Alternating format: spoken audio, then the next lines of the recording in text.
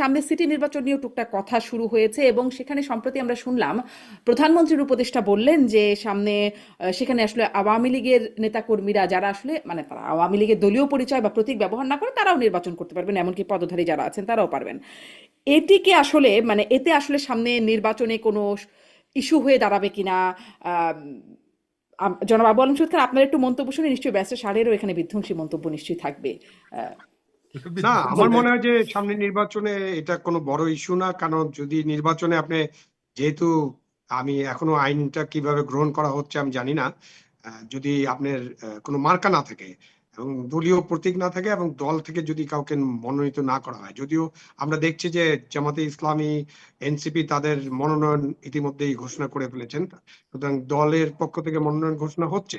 তো এই স্থানীয় সরকার নির্বাচন নিয়ে যত কথা হয়েছে, যত রকম প্রশ্ন উত্থিত হয়েছিল, সবই হলো দলীয় প্রতীক এবং দলীয় নির্বাচন নিয়ে। সুতরাং এই যে পরিবর্তন, সেখানে তো একটা পরিবর্তন আসা দরকার। সেই পরিবর্তনটা হলো যে দলীয় প্রতীকে বা দল থেকে কেউ নির্বাচন করবেন না। তো সেখানে যদি নিরপেক্ষ মানুষরা নির্বাচন করেন বা দলের সমর্থক থাকতে পারেন, বাংলাদেশ তো একেবারে অনেক দলে বিভক্ত, সুতরাং কে কোন দল কোথা থেকে কার লেজুর জড়িয়ে আছে এটা তো জানা খুব কঠিন। কিন্তু ভালো মানুষেরা যদি নির্বাচন করতে চান, এবং নির্বাচন মানে তো নির্বাচন, জনগণ ভোট দিবে। এখন শাহরিয়ার ভাই একটু আগে বলছেন যে এই বিগত পার্লামেন্ট নির্বাচন এটা নাকি কারচুপি নির্বাচন ছিল, এবং কারচুপিটা ওনারা মেনেই নিয়েছেন ইচ্ছা করে, যে যাতে এই কারচুপি নির্বাচনের মধ্য দিয়েও কিছু ভালো কাজ করা যায়। তো এখন ভবিষ্যতে এটাও যদি বলে ফেলেন যে সব নির্বাচনে কারচুপি হচ্ছে, তাহলে তো আর কিছু কথা থাকে না। সুতরাং আপনার স্থানীয় সরকার নির্বাচন ভালো হোক, এবং স্থানীয় সরকার নির্বাচনে উদার গণতন্ত্র চর্চা হোক, স্থানীয় সরকার নির্বাচনে যারা আগ্রহী নির্বাচন করতে তাদেরকে সুযোগ দেওয়া হোক, জনগণকে সিদ্ধান্ত নিতে দেওয়া হোক।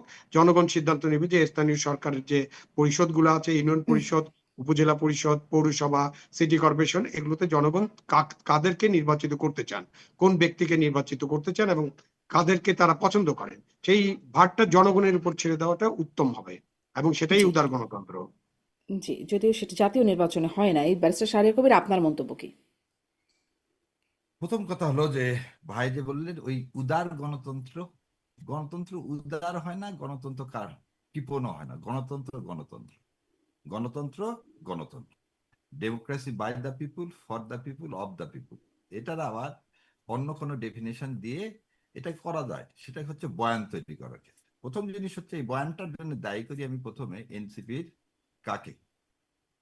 এনসিপি নাহিদ যখন বলছে না রিফাইন আওয়ামী লীগ, ভালো আওয়ামী লীগ, খারাপ আওয়ামী লীগ, তখন কপালটাই হাত দিই যে বিপ্লবীরা যখন আওয়ামী লীগকে ধারণ করতে চায় তখন আর সে দেশের আর ভালো হওয়াটা খুবই কষ্টকর। তো বিপ্লবীদের জন্য প্রায়শ্চিত্ত করতে হবে। মুজিববাদ কোনদিন ভালো হতে পারে না, নাৎসিজম কোনদিন ভালো হতে পারে না। কিন্তু ভাইয়ের কথার আবার আমি একসাথে একমত যে আচ্ছা, লোক যদি দেয়, লোক যদি তাদেরকে দাঁড়াতে দেয়, কোনো সমস্যা নাই ভাই। যদি তারা যদি নমিনেশন পেপার ড্রপ করতে পারে, কোনো ক্ষেত্রে দলীয় না তো নির্দলীয় নির্বাচন। আবার একটা জিনিস বুঝেন, লোকাল গভর্নমেন্ট নির্দলীয় নির্বাচন। আমার প্রশ্নটা কিন্তু অন্য জায়গায়, আমার প্রশ্নটা আওয়ামী লীগ হিসাবে দল। এই প্রশ্ন, এই উত্তরটা দিল কে? এটা দিল কে? যাকে পুরস্কৃত করলেন সেই ভদ্রলোক ডক্টর সাহেব, উনি কিন্তু সারা জীবন এই আওয়ামী লীগের দালালি করে গেল, ভারতের দালালি করে গেল। জাহেদ সাহেব একদম স্পষ্ট, আবারও বলে দিচ্ছি, উনার যা কথা রস শিখায় দেয় তাই বলে। এবং এই জন্য তারেক জিয়াকে, মাননীয় প্রধানমন্ত্রীকে প্রায়শ্চিত্ত করতে হবে একদিন, রটা আসলে কিভাবে প্রায়শ্চিত্ত করতে শিখায় হবে। দেয়? র আমি কিভাবে আমি শেষ শিখায় দেয়? করে দিই, শেষ করে দিই।